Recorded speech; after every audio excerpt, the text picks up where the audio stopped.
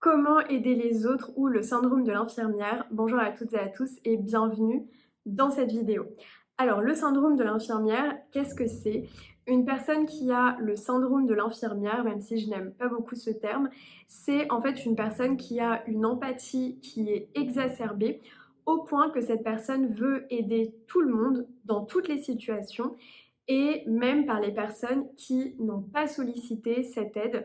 C'est un petit peu une personne qui va avoir un petit côté assez intrusive parfois parce que en fait elle veut tellement venir en aide aux autres, les sortir de situations délicates ou difficiles que du coup en fait on va arriver dans des situations où cette personne va presque même devenir intrusive alors que au départ eh bien ça part d'une bonne intention, dans une intention d'aider une personne, de sauver en fait une personne, que la personne qui a le syndrome de l'infirmière pense devoir sauver, être en capacité de sauver. Le problème en fait que ça pose, c'est que la personne qui a le syndrome de l'infirmière, elle part du principe que la personne qu'elle veut sauver n'a pas les ressources elle-même pour se sortir en fait d'une situation. Donc en fait, ça veut dire que la personne en fait à sauver a forcément besoin de quelqu'un pour le sauver, pour l'aider. Alors que on a tous en fait en nous toutes les ressources pour nous sortir des situations qu'on va juger négatives. Mais ça en tout cas, c'est le problème que ça pose, c'est qu'en fait quelque part ça va venir infantiliser en fait la personne que cette personne va vouloir sauver. Le deuxième souci que ça pose, c'est que l'aide en fait de la personne qui a le syndrome de l'infirmière n'a pas été sollicitée. C'est-à-dire qu'en fait, on ne lui a absolument rien demandé. Elle est venue en fait se proposer d'elle-même et même si ça part d'une bonne intention, la personne à sauver entre guillemets peut se braquer et peut mal en fait prendre le fait que la personne qui a le syndrome de l'infirmière se mêle en fait un petit peu de sa vie. Ça peut être le fait de se mêler de sa relation de couple, de sa vie professionnelle, etc., etc. Et enfin, le troisième problème que ça pose, et ça je dirais que c'est vraiment le problème principal, c'est que la personne qui a le syndrome de l'infirmière va s'oublier en fait complètement pour se mettre au service d'une ou plusieurs personnes. Et notamment dans le couple, en fait, le fait d'être en couple avec une personne qui a ce syndrome de l'infirmière, malheureusement, ça peut devenir en fait très étouffant pour l'autre partenaire. Parce que du coup, dans le couple, quelqu'un qui a le syndrome de l'infirmière, ce que ça va donner, c'est une personne qui va toujours répondre à vos besoins, qui va même anticiper vos besoins, qui va être constamment là pour vous, qui va vouloir faire les choses à votre place, et ça peut devenir très étouffant en fait pour son ou sa partenaire, en sachant que c'est plutôt un syndrome assez féminin, mais qu'on va aussi potentiellement retrouver chez certains hommes aussi également. Donc ça pose en fait ces trois soucis. Alors ici, je ne parle pas de sauver d'une personne d'un danger comme d'un incendie par exemple, non, je parle en fait de cette tendance à vouloir sauver une personne qui est dans une relation toxique, vouloir aider à tout prix une personne qui vient de perdre son travail, vouloir aider un proche qui est tombé dans une addiction, tout ce genre de situation en fait.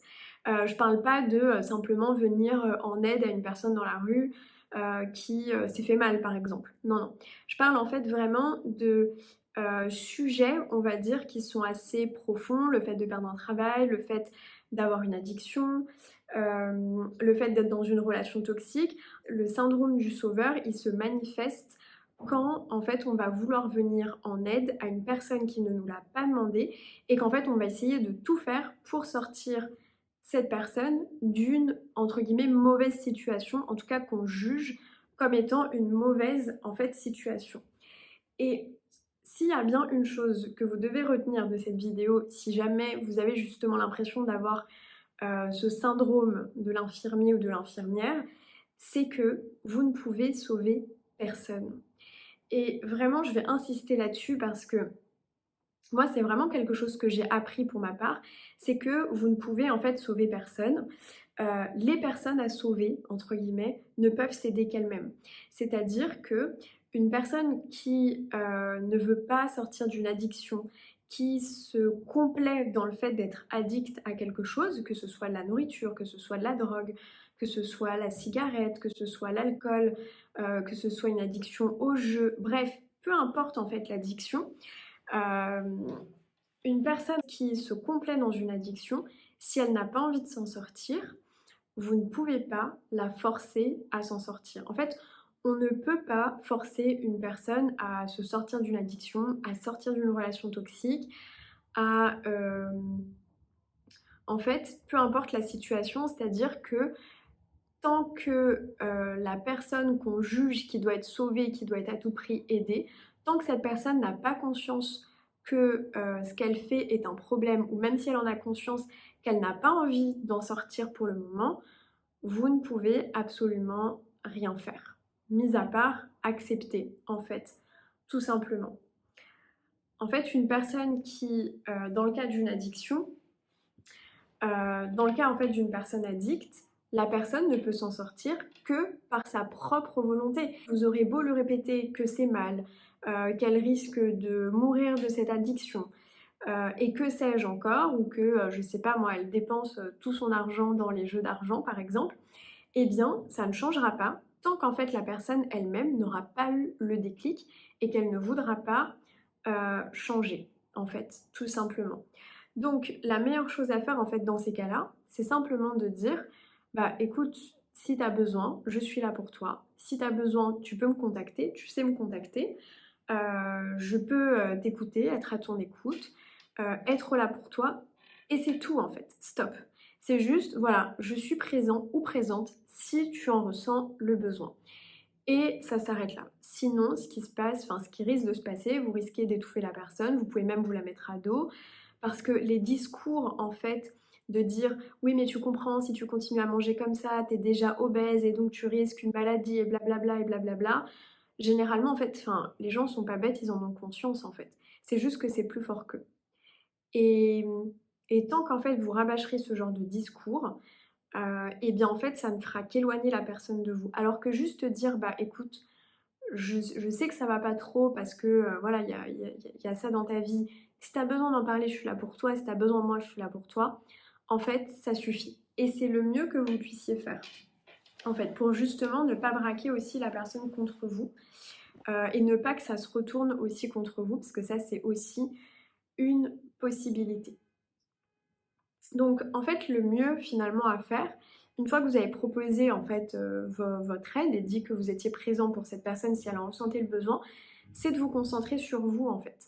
C'est le mieux que vous puissiez faire, c'est de vous concentrer sur vous, de vous concentrer sur vos projets. Rien n'a plus d'importance que de suivre la voie où vous vous sentez guidé en fait. C'est là votre chemin. Et vous savez, ça me fait penser à cette image en fait. Quand on prend l'avion, en général au début on a les consignes en fait de sécurité. Et dans les consignes de sécurité, on vous dit voilà, s'il y a un problème, qu'il y a des turbulences, etc., on va déclencher en fait les masques à oxygène. Et ce qu'on dit en fait toujours, et vous ferez peut-être attention la prochaine fois que vous prendrez l'avion et que vous écouterez les consignes de sécurité, c'est qu'en fait on vous dit toujours mettez-vous d'abord le masque à oxygène avant d'aider potentiellement la personne à côté de vous pour le mettre si cette personne n'y arrive pas. Et en fait c'est exactement la même image, c'est aidez-vous vous-même avant de vouloir aider les autres, parce que à force de vouloir aider les autres, en fait on s'oublie.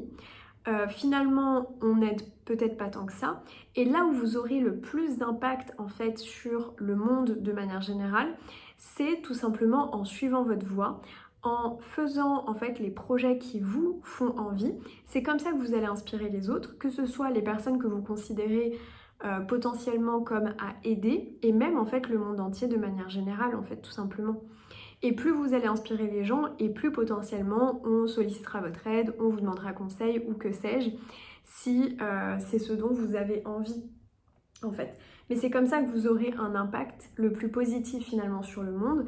C'est non pas en essayant d'aider à tout prix une personne qui n'a pas sollicité votre aide. Encore une fois, j'insiste, je parle vraiment d'une personne qui ne vous a pas sollicité en fait, tout simplement.